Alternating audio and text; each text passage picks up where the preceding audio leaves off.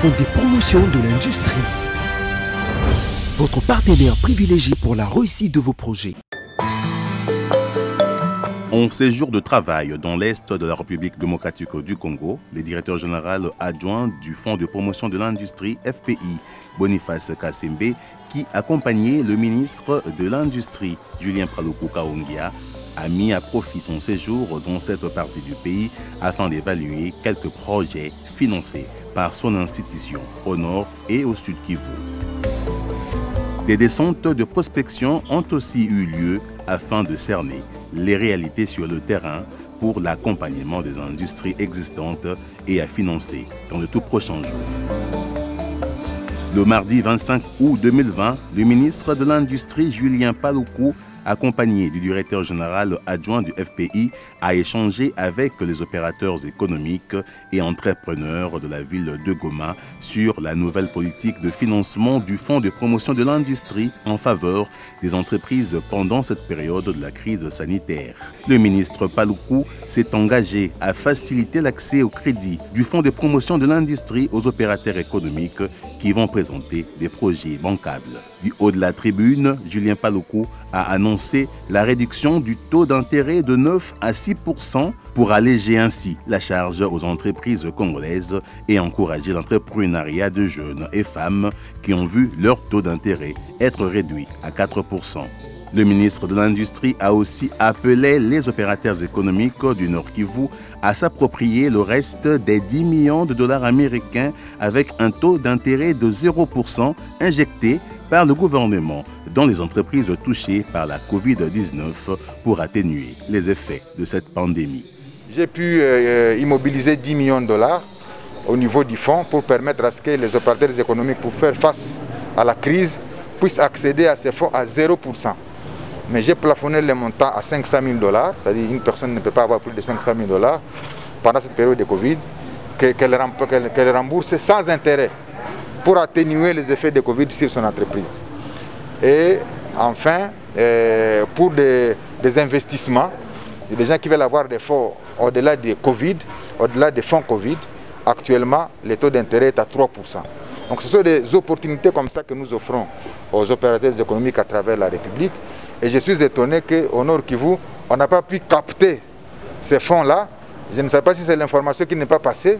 Voilà pourquoi j'ai voulu parler de cette information-là, pour permettre à ce que les 2 millions qui restent à taux 0% puissent être captés aussi par les enfants du Nord Kivu, comme d'autres à travers la République ont capté les 8 millions.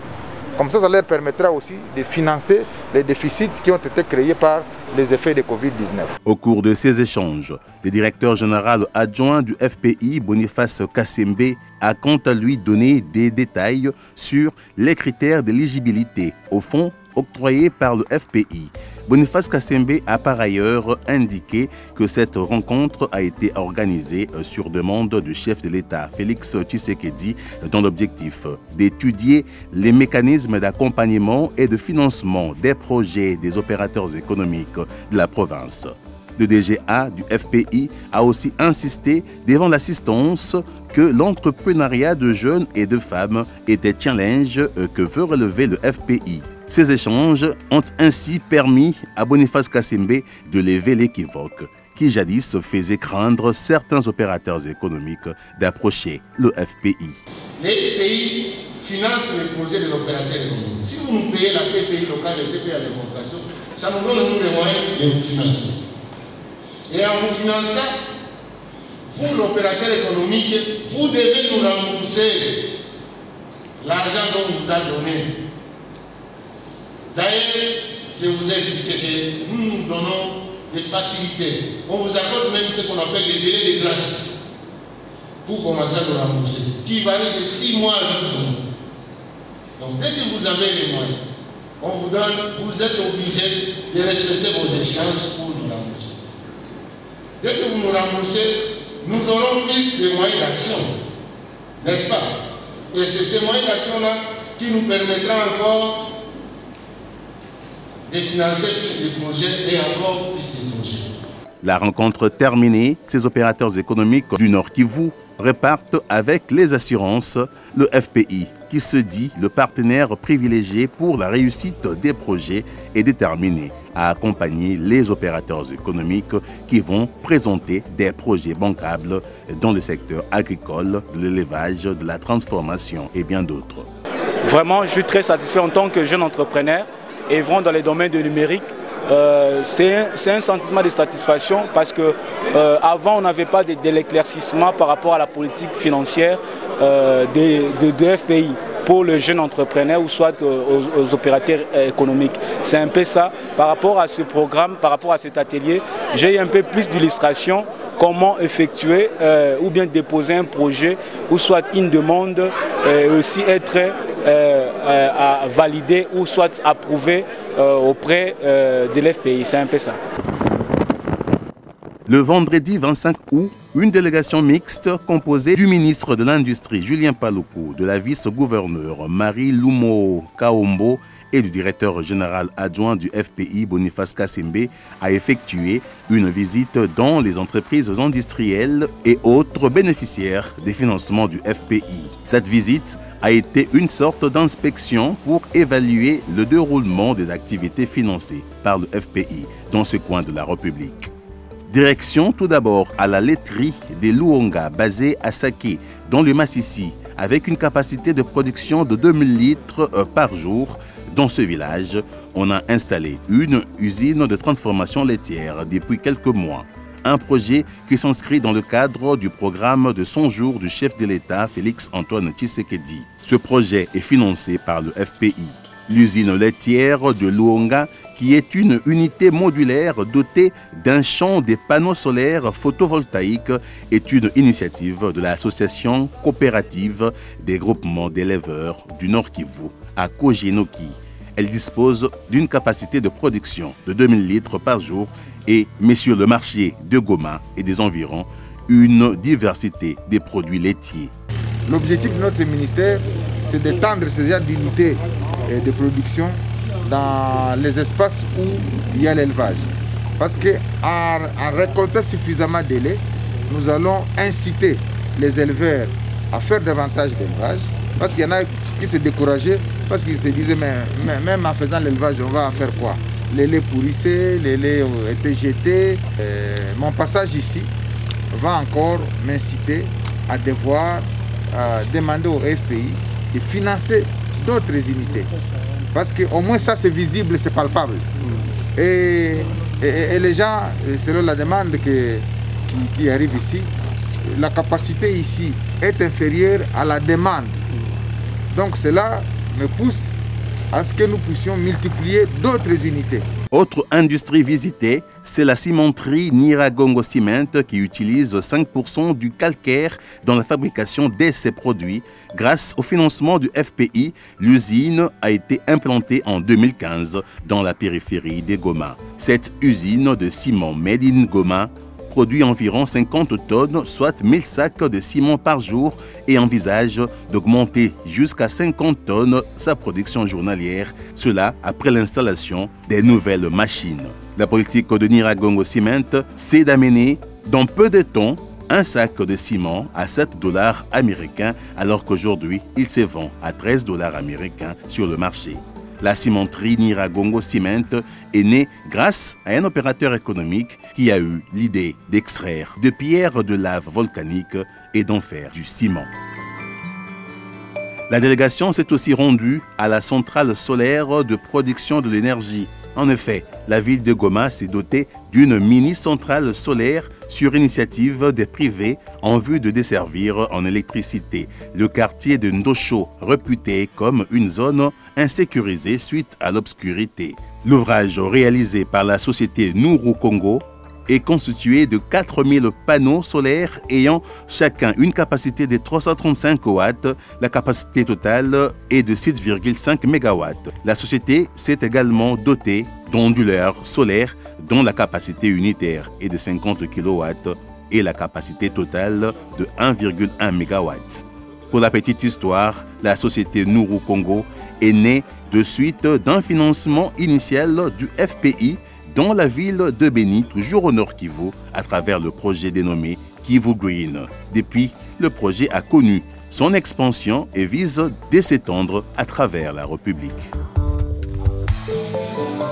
La délégation s'est enfin rendue à l'hôtel Serena Goma, mieux connu sous l'appellation des IUC2, ce grand hôtel 5 étoiles qui sera inauguré dans les prochains jours dans cette partie de la République, a reçu du FPI un financement qui lui ont permis l'acquisition de plusieurs équipements.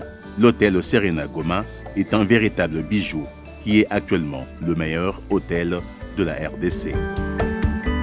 Toujours à Goma, le DGA du FPI a supervisé d'autres projets financés par son institution, les établissements La Confiance qui fabriquent les pavés autobloquants ont été visités. Grâce à l'ingéniosité de son promoteur qui a créé la société congolaise de construction Sococ, la roche volcanique est taillée pour fabriquer les pavés qui servent aujourd'hui à l'aménagement des routes secondaires de la ville de Goma.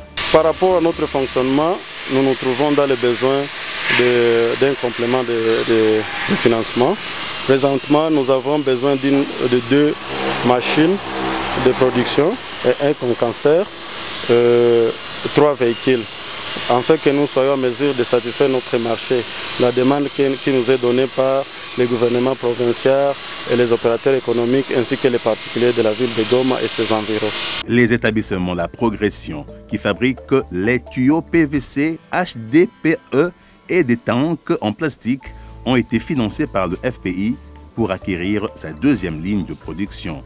Ayant connu quelques difficultés d'ordre opérationnel, l'usine est en arrêt à ce jour. Son promoteur a sollicité du FPI un financement complémentaire pour relancer ses activités. En fait, nous avons un souci de fonds de roulement.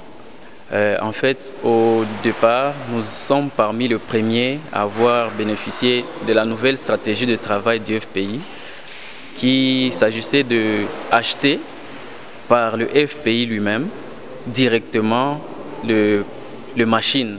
Ainsi, il les amenait jusque chez nous. Et c'est par là que nous avons bénéficié du prêt à travers 2 machines, l'une pour le PVC et l'autre pour le HDP.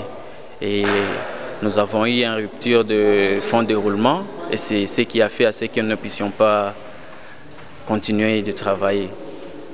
Et ainsi, nous sommes encore là en train de solliciter parce que le FPI nous a déjà vraiment accompagnés et nous savons qu'ils sont en train de voir le projet, ce qui va faire la fierté du pays. Et nous sommes sûrs qu'ils vont nous supporter encore une fois pour que nous puissions continuer de travailler. Le dernier projet supervisé à Goma par le DGA du FPI, ce sont les établissements bon marché. Cette unité de production, qui est une grande minoterie à Goma, est en arrêt depuis 2017 suite à un manque de fonds de roulement et de matières premières. Cette minoterie est un géant industriel qui s'endort et nécessite un refinancement du FPI. C'est le seul credo de son promoteur. Poursuivant son séjour à Bukavu dans le Sud Kivu, où le FPI est présent dans beaucoup de réalisations, le DGA Kassembe a évalué quelques projets financés. La première évaluation faite a été le projet pilote d'aquaculture en cage sur le lac Kivu. Le projet est une réussite et appelle à sa duplication à travers la République, a déclaré Boniface Kassembe. L'objectif du FPI à travers ce projet est de contribuer à la revitalisation de la filière poisson par l'extension de la technique d'aquaculture à l'échelle nationale afin de permettre davantage aux Congolais de se procurer des poissons frais locaux au prix abordables grâce à l'implication des jeunes aquaculteurs. Chose qui va aider la population pour ne pas dépendre des autres, pour que nous puissions nous-mêmes produire localement nos poissons à travers les cages que nos jeunes aquaculteurs de Bukavu sont en train de le faire ici. Oui, je pense que même pendant la période de confinement ici, c'est ce poisson-là d'ailleurs qui a aidé beaucoup la ville de Bukavu ici. Même nous autres à Kinshasa, nous avons déjà même reçu quelques colis qu'on nous a envoyés, que nous avons apprécié que c'est du bon poisson. Les encouragements que je peux leur souhaiter pour qu'ils continuent comme ça et au prochain, s'il y a des difficultés, nous allons pouvoir regarder ensemble avec eux pour trouver des solutions par rapport à ce qu'ils racontent comme difficultés. Et justement, ce projet d'aquaculture en cage est en phase de se dupliquer dans le territoire de Kalehe. Nous sommes au groupement Bouzi, dans la localité de Kitembo, une région très proche de la ville de Goma. Un dossier porté par le groupement agropastoral des femmes du Kivu est en cours d'analyse au FPI, raison de cette descente sur le terrain par les équipes conduites par le directeur provincial du FPI, afin de se rendre compte de la faisabilité de ce projet. Le projet, à financer dans le jour à venir, prévoit d'installer 120 cages sur le lac Kivu dans 3 baies différentes. Là où nous sommes, on va installer des cages, on va faire la culture des poissons. C'est une expérience qu'on veut faire pour la première fois au bénéfice de la population du Nord Kivu. Avec les FPI, quand on a eu l'information que les FPI pouvaient financer ce genre de projet, on s'est dit que c'était maintenant l'occasion à ne pas rater pour faire bénéficier de la population de Goma, surtout parce que c'est la population cible, des acquis de ces projets qui seront peut-être réalisés, si Dieu le veut, par Rafeki.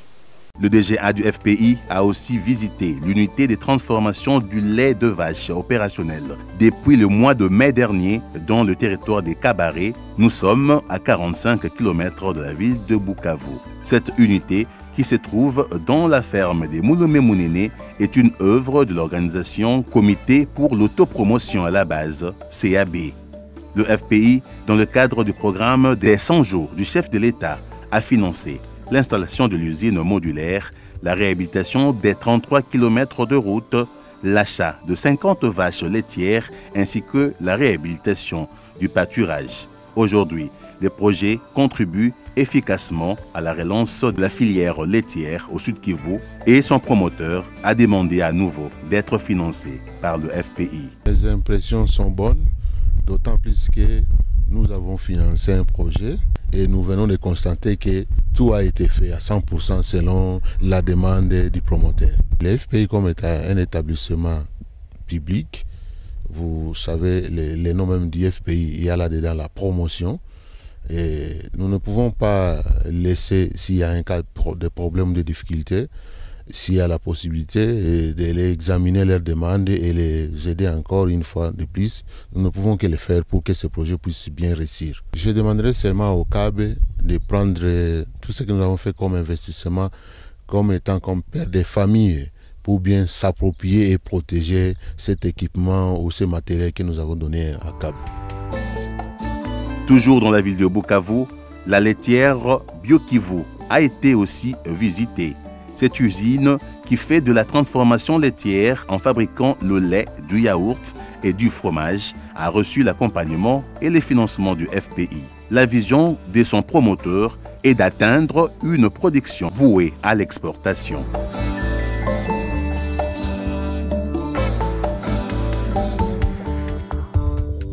Et enfin, un projet en gestation dans la ville de Bukavu, c'est PVC Med. Le DGA du FPI a été voir le chantier devant abriter l'usine. La promotrice de ce projet a avoué connaître du retard dans le développement de son projet suite à la Covid-19. Elle promet l'opérationnalisation de ce projet qui va fabriquer localement des tuyaux PVC dans le tout prochain jour à Bukavu. Fonds de promotion de l'industrie. Votre partenaire privilégié pour la réussite de vos projets.